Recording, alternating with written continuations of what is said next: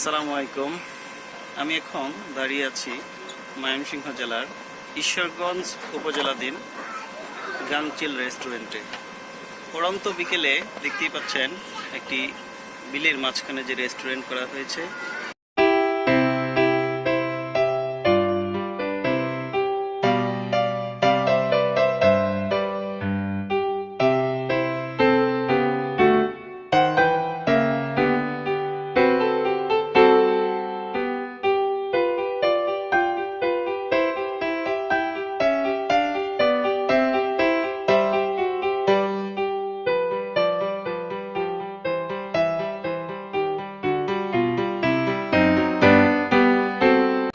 খুব নিরিবিলি পরিবেশ, মন ভালো হওয়ার জন্য খুব সুন্দর একটা জায়গা।